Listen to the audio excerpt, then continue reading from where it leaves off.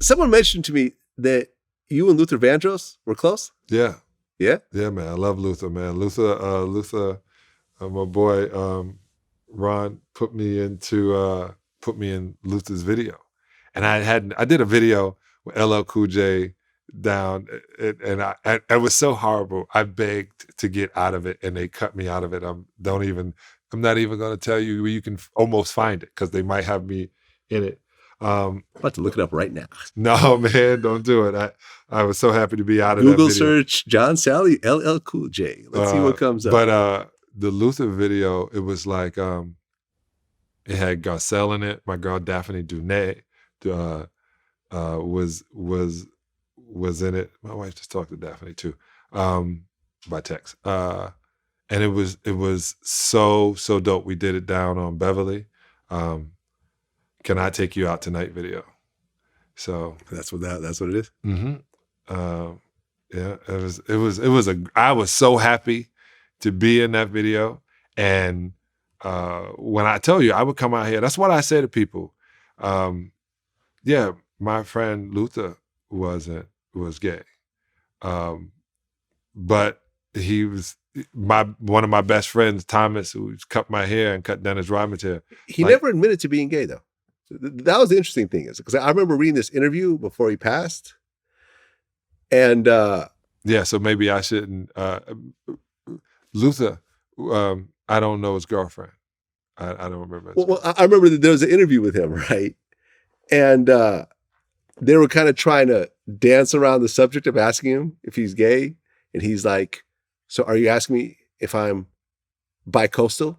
Yes, I have a home in Los Angeles and New York. Yeah. He would answer it like that. He would deeper it up. But see, like, think about it. Queen Latifah couldn't tell y'all she was gay. Right? Couldn't, even movies. Oh man, you can't put her in a movie across from LL Cool J and Common and make her seem whatever. She's an actress.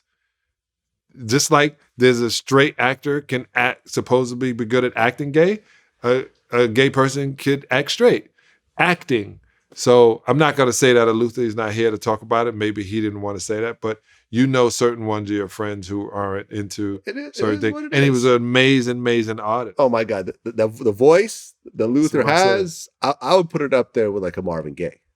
Yeah. Luther. I would put it in that same category. Yes. Luther's voice. Yeah. You got to check this one thing online. When Luther, Whitney Houston, and Stevie Wonder are singing with Dionne Warwick.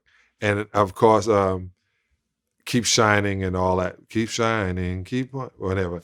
And Luther hits, and then Whitney does her thing, and then Stevie tries to steal the whole day. And then Luther was like, let me chop this up too. I loved when he would chop heads. That's what it's called, like an R&B, when you're doing your riffs and your pieces. Yeah. I love that part of it. No, he was amazing. And you're right. I think during that day, Luther probably never felt comfortable enough to come out and say, hey, I'm gay. Yeah, there's a bunch of artists that couldn't. Even Bowie. Bowie, who was... David Bowie? David Bowie, who was a bisexual? Well, look at his early work when he was dressed in drag and what he was into and how. And then what he then moved into. But that whole, his dressing and which way of being... Elton John. Elton John had to literally marry somebody so people didn't think he was gay. Oh yeah, he did marry a woman. Right. I mean, they had to hide. He came out later on. I mean, if you think about it, I mean, in terms of the modern age of artists, I think Frank Ocean might have been the first black R&B singer to say he tried something. And look what happened. They tried to cancel him. Did they though? But then Tyler the Creator, he's gay.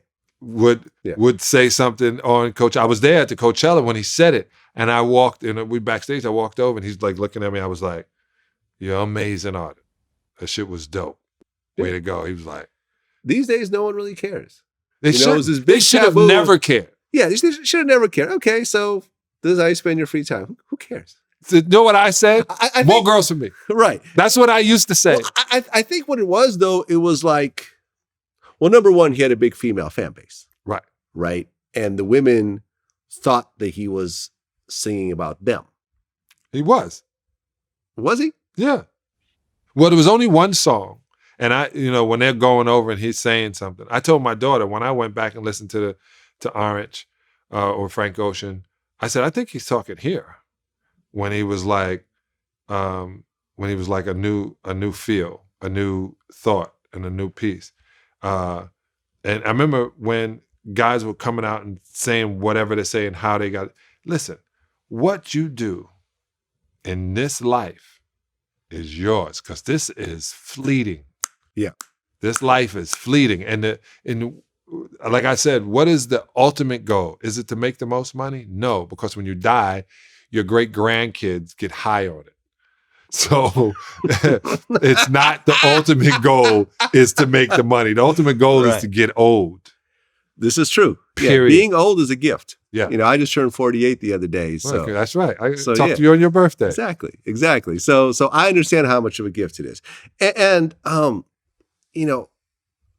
ultimately what I have realized time and time and time again, it's almost a 100% certainty. It doesn't matter what you do. Mm-mm. As long as you keep putting out some great projects, hit records, great movies, whatever else, people will just look past that.